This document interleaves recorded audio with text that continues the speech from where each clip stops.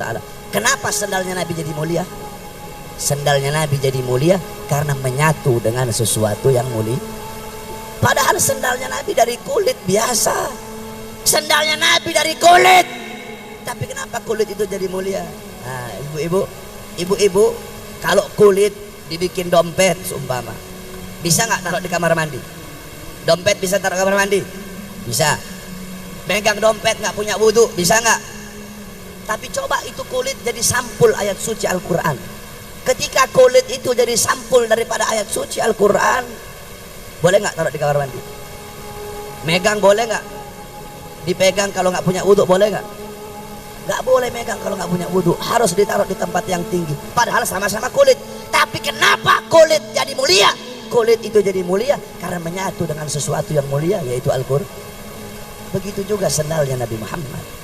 Sendalnya Nabi jadi mulia karena menyatu dengan sesuatu yang mulia. Siapa? Apa? Kakinya baginda Nabi besar Muhammad sallallahu alaihi wasallam.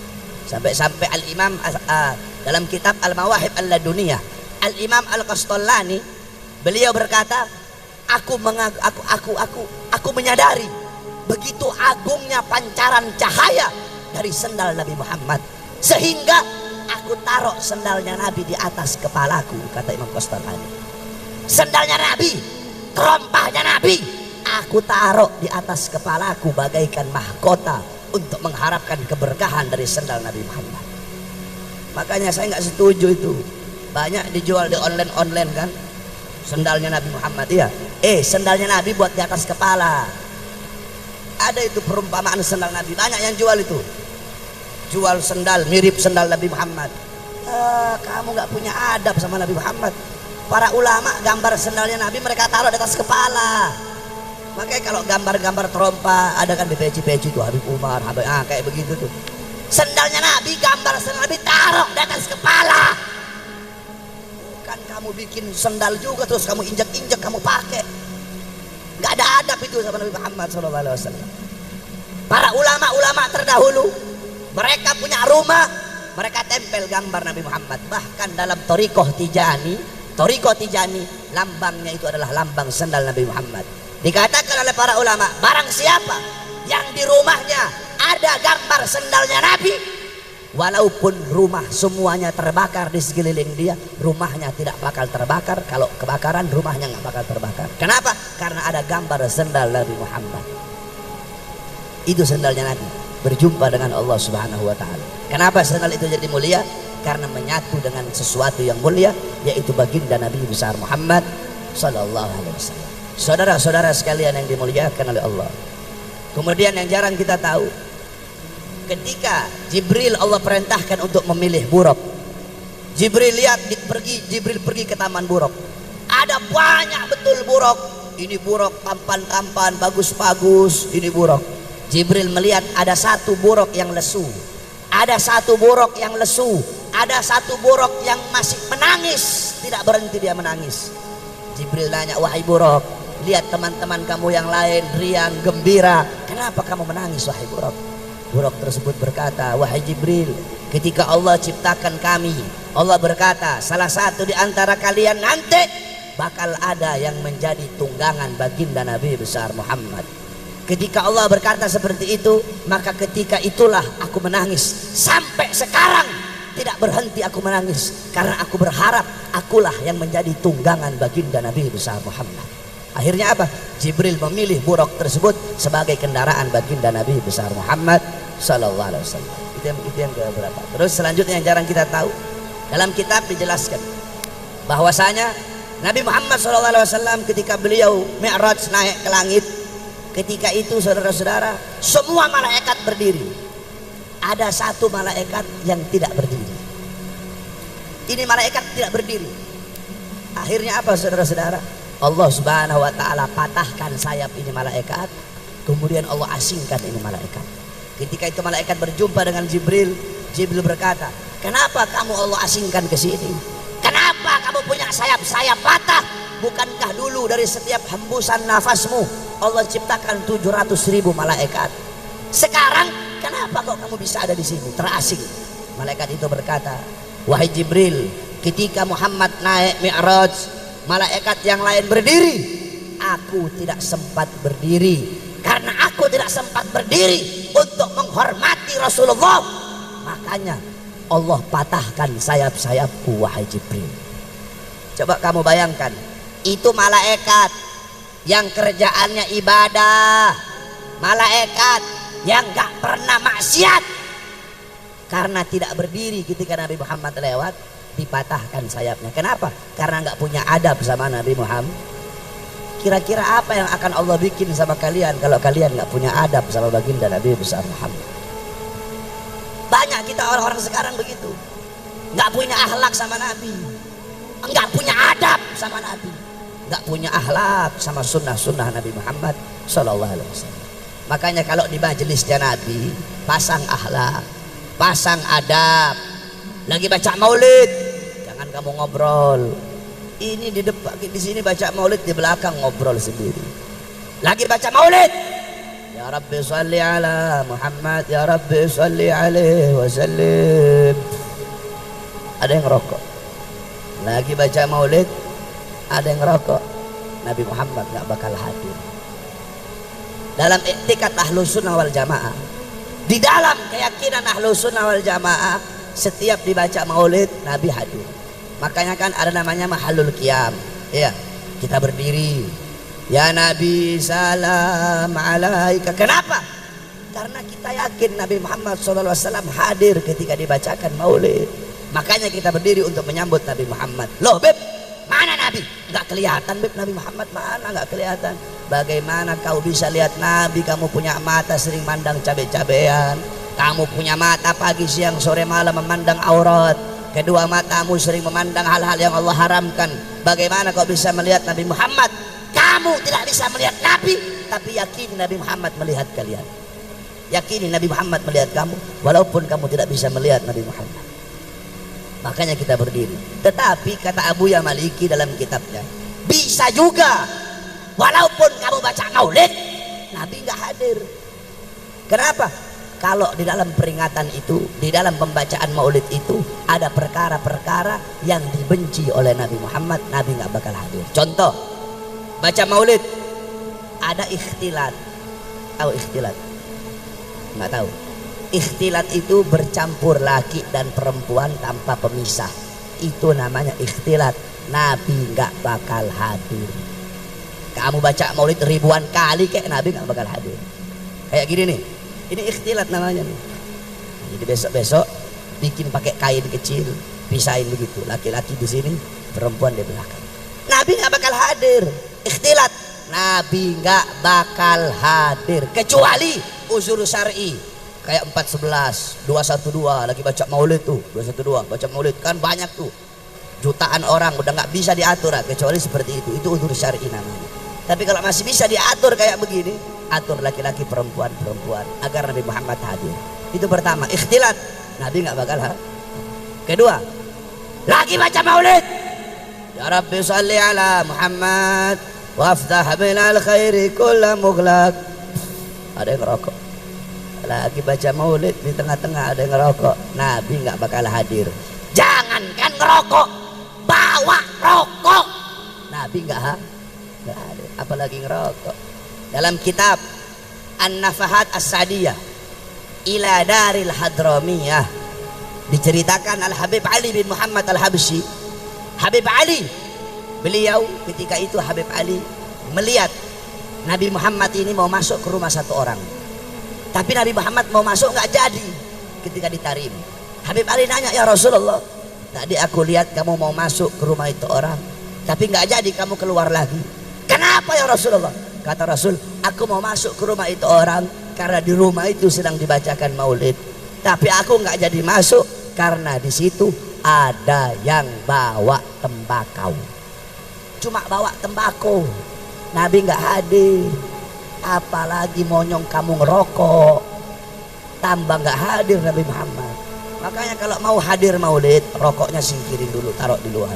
Duduk kamu, sterilkan dulu dari rokok, baru baca maulid. Atau enggak kalau mau ngerokok, masuk ke dalam rumah. Masuk dalam rumah, cari tempat, jangan gabung bareng-bareng sama orang yang baca maulid. Jangan hanya gara-gara satu congoran orang yang ngerokok, Nabi enggak hadir. Ingat, makanya ini Habib Mustafa Al-Idrus pasang wangi-wangian nih. Kenapa Habib Mustafa pasang wangi-wangian, Sohibul Hajat pasang wangi-wangian? Karena Nabi suka yang wangi. Ini udah dipasang begini-begini, ada satu congor ngerokok, Nabi yang nggak bakal hadir. Itu nggak punya adab sama Nabi Muhammad itu. Malaikat nggak punya adab sama Nabi, dipatahin sayapnya. Udah gitu banyak juga ustadz ngerokok di masjid. Aja di sini ada ustadz ngerokok di masjid di Sirin Asbab. Kalau ada ustadz ngerokok masjid, kiai ngerokok masjid, habib ngerokok masjid, goblok semua itu. Masjid tempat sholat, bukan tempat ngerokok. Haram, tak boleh ngerokok di masjid. Coba mana ada? Cari kalau ada satupun kitab yang menghalalkan ngerokok di masjid. Tidak ada. Tidak ada satu kitab pun yang membolehkan ngerokok dalam masjid. Al-Imam Sufyan Ats-Tsauri, tahu Ats-Tsauri? Tahu kamu Ats-Tsauri itu apa artinya? Ats-Tsauri itu lakofnya beliau, gelarnya beliau Ats-Tsauri. Nisbatnya apa? Penyandaran nama Ats-Tsaur. Ats-Tsaur itu artinya banteng, kebo. Kenapa dipanggil Ats-Tsaur? Beliau pernah masuk masjid mendahulukan kaki kiri. Harusnya kan adabnya, sunnahnya mendahulukan kaki kanan. Beliau mendahulukan kaki kiri. Tiba-tiba ditegur, terdengar suara dari langit. Ya Tsaur qaddimul yumna. Hei banteng, hei kebo, dahulukan kaki kananmu. Lihat, Imam Sufyan Ats-Tsauri nggak punya adab sama masjid, ditegur. Apalagi congoran-congoran kayak kita gitu. Nggak boleh, haram merokok dalam masjid, haram. Kamu tahu haram itu ada dua. Ada haram li dzatihi, ada haram li hukmihi. Ada haram karena zat, ada haram karena hukum. Haram karena zat, anjing, babi, itu zatnya memang haram itu. Khomer, kecuali idza takhalalat binafsiha, kecuali kalau itu khomer berubah sendiri jadi cuka. Selama dia masih khomer, ketika itu haram. Zatnya haram, najis. Itu haram. Ada haram li hukmihi, zatnya halal. Ini Pocari Sweat, zatnya halal. Tapi hukum meminumnya bisa jadi haram. Kok bisa? Kalau ini Pocari didapatkan dari mencuri. Kamu ke warung, kamu curi Pocari Sweat, zatnya halal, tapi zatnya suci, tetapi hukum kamu meminumnya haram. Kenapa? Karena didapatkan dari cara yang haram. Nah begitu juga rokok. Ulama berbeda pendapat. Ada yang bilang haram, ada yang bilang makruh. Ya kita ambil makruh aja lah, karena saya juga ngerokok. Saya kan ngerokok. Kita ambil makruh. Kenapa rokok makruh? Rokok makruh karena bikin bau mulut. Sama kayak bawang merah, bawang putih, itu makruh. Jengkol, enak banget itu. Pete, itu makruh. Karena ibu-ibu masuk masjid, ibu-ibu nih, bapak-bapak, kamu habis makan bawang putih, mulut kamu bau bawang, masuk masjid, itu hukumnya makruh. Habis makan bawang, habis makan jengkol, mulut kamu bau, masuk masjid, itu hukumnya makruh. Jadi itu kita ambil hukum rokok makruh aja. Tetapi rokok yang makruh hukumnya bisa berubah menjadi apa yang mengharamkan? 3: waktu, tempat, keadaan. Waget, mahal, hal. Waktu yang mengharamkan, lagi maulid, lagi baca maulid, waktu baca maulid rokok haram. Itu pertama. Kedua, tempat. Kamu ngerokok di masjid, masjid ini tempat yang mulia, masjid tempat yang agung. Ngerokok dalam masjid haram.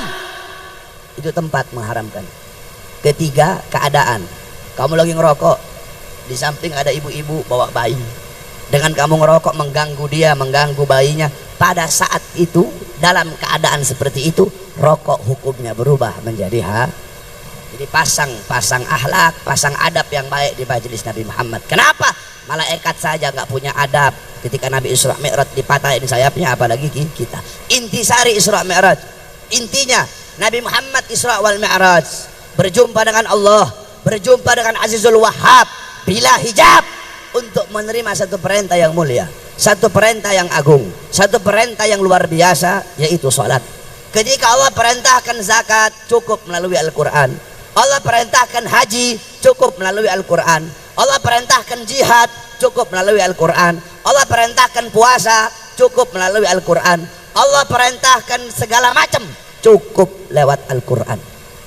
Tetapi ketika Allah perintahkan sholat, tidak cukup melalui Quran. Allah undang langsung Nabi Muhammad untuk menerima itu perintah yang mulia. Sama kayak begini, sumpama saya mau suruh Arif, cukup lewat telepon, Rip ente begini-begini, Rip ente pergi ke Habib Umar Al-Aidid, Rip ente pergi ke pasar burung beli burung, Rip ente begini. Tapi ketika Arif mau menerima satu perintah yang penting, nggak cuma cukup lewat telepon, Rip ente datang sekarang ke pondok, penting. Begitu Allah Subhanahu wa taala, ketika Allah perintahkan ini itu cukup, bukan berarti nggak penting, penting juga. Tetapi yang paling penting dari seluruh amal ibadah itu adalah sholat. As-sholat ra'sul ibadah. Sholat itu adalah kepalanya ibadah, pangkalnya ibadah, otaknya ibadah. Baik buruknya amal ibadah kamu, bagus rusaknya amal ibadah kamu, tergantung dari sholat. Kalau sholat kamu bagus, sholat kamu baik, maka baik seluruh amal ibadah kamu. Tapi kalau sholat kamu rusak, sholat kamu hancur, sholat kamu bolong-bolong, sholat kamu rusak, sholat kamu hancur, sholat kamu buruk, maka akan hancur, akan rusak, akan buruk seluruh amal ibadah kamu. Oleh karena itu jaga betul-betul kamu punya sholat. Jangan sampai kamu lalai dalam sholatmu. Jaga betul-betul kamu punya sholat. Rasulullah sebelum wafat masih sempat wasiat, alaikum bisalah, alaikum bisalah. Nabi masih wasiat seperti itu. Nabi Muhammad, jangankan saya dan kalian, jangankan kita, saya ahli maksiat, kamu juga ahli maksiat, saya dan kalian kita sama-sama ahli maksiat. Gak usah munafik-munafikan. Saya ahli maksiat, kamu juga ahli maksiat. Jangankan kita yang ahli maksiat, Nabi Muhammad pasti masuk surga. Bukan hanya pasti, tapi surga Allah ciptakan untuk Nabi Muhammad. Surga Allah ciptakan untuk Nabi. Apakah Nabi enak-enakan? Alah, nggak usah sholat, saya pasti masuk surga. Nggak usah puasa, ngapain capek-capek, toh saya pasti masuk surga. Apakah Nabi seperti itu? Enggak. Justru Nabi yang paling banyak sholatnya, padahal Nabi dijamin surganya. Padahal Nabi maksum, tapi Nabi sholat sampai kakinya bengkak. Saya dan kalian, kita siapa? Hah? Kamu dijamin masuk surga?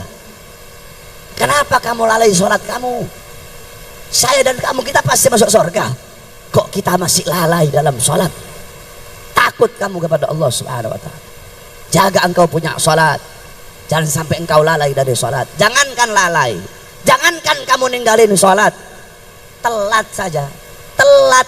Al-Habib Umar bin Abdurrahman Al-Attas, Habib Umar satu waktu beliau punya anak wafat. Kamu perhatikan betul-betul ini kisah. Habib Umar anaknya wafat. Ketika anaknya Habib Umar wafat, datang orang-orang takziah. Orang-orang datang takziah. Kata Habib Umar apa? Sungguh bagi kalian musibah agama adalah musibah yang enteng. Kata Habib Umar, musibah agama bagi kalian adalah musibah yang enteng. Bagiku, kata Habib Umar, terlambat sholat jamaah. Perhatikan kata beliau, terlambat sholat jamaah bagiku itu lebih musibah daripada kematian anak-anakku. Ibu-ibu kalau anaknya mati sedih nggak? Nangis. Iya. Nah, Habib Umar anaknya mati, anaknya wafat, sedih beliau, nangis beliau. Tapi kata beliau apa? Terlambat sholat jamaah itu lebih musibah daripada kematian anak-anakku. Kenapa? Ketika anakku mati, itu adalah musibah dunia, sedangkan terlambat sholat adalah musibah agama. Itu cuma telat, itu musibah agama. Bagaimana jika lo meninggalkan sholat dengan sengaja? Makmurkan kamu punya masjid dengan sholat, makmurkan kamu punya masjid dengan sujud.